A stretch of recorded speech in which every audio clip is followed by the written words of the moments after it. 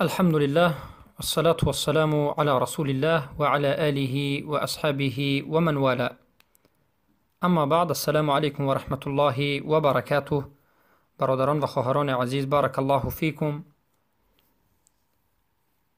چندین برادران به ما سؤالهای خود را روانه کردند و اولین سؤال این بود که بعد از نماز آیت الکرسی را تلاوت کردن و تسبیح گردانیدن آیا در سنت وجود دارد؟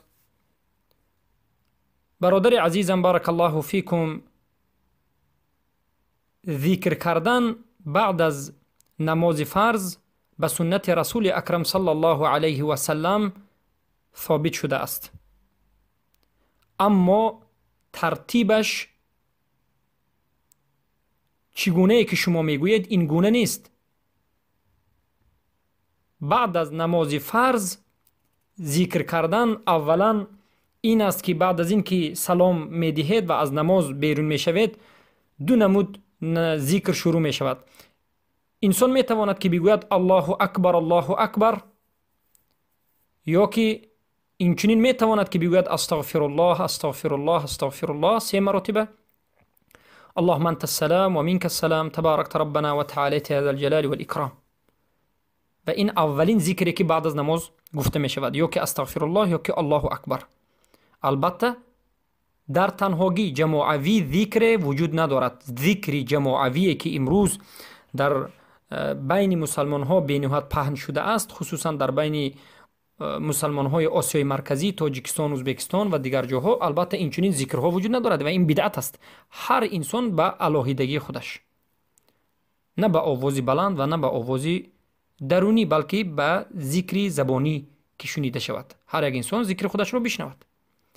و بعد از این که اللهم انت السلام به پایان میرسد، بعد از این دعاهای دیگری از رسول اکرم صلی الله علیه و سلم ثابت شده است، به مانند اینکه اللهم لا مانع لما اعطیت ولا معطی لما منعت ولا ينفع ذا الجد منك الجد. و بعد از این اللهم اعنی علی ذکرک و شکرک و حسن عبادتک. الله به من کمک بکن، مرا کمک بده در ذکرت و شکرت و در عبادت را به حسن و زیبایی به پایان رسانیدن. و بعد از این 10 مراتب لا اله الا الله وحده لا شریک له له الملك و له الحمد و هو على كل شيء قدیر. در بعضی روایت ها 7 بار و در بعضی روایت ها 3 بار یکی از اینها رو اختیار میکند. و بعد از این 33 بار تسبیح گفتن سبحان الله و 33 بار دیگر الحمدلله و 33 بار دیگر الله اکبر. و بعد از این لا اله الا الله وحده لا شریک له له الملك و له الحمد و هو على كل شيء قدیر.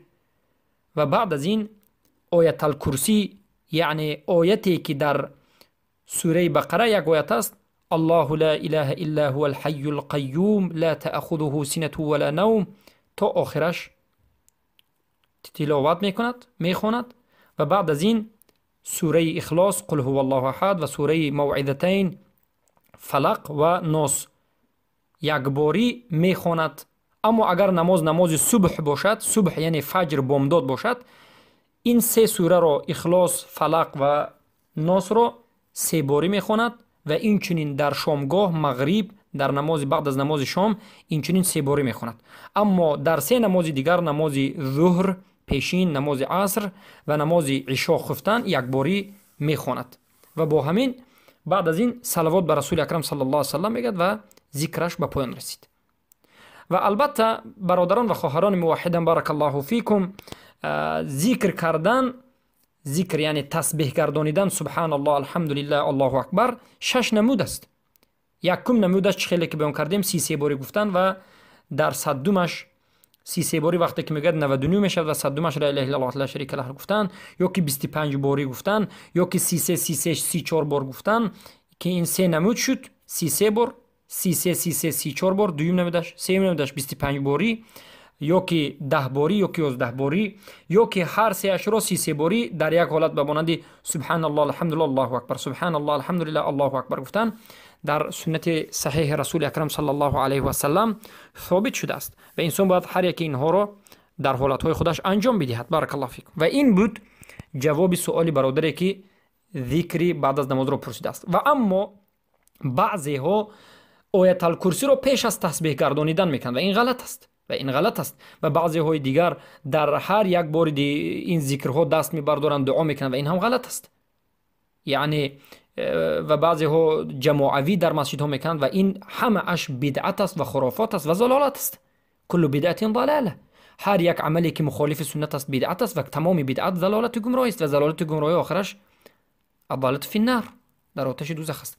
پس برادران و خواهران عزیزم، بارک الله فیکم، کوشش نماییم تا که موافق سنت رسول اکرم صلی الله علیه و سلم عملها را انجام بدهیم. پس این جوابیه که از سوال های برادران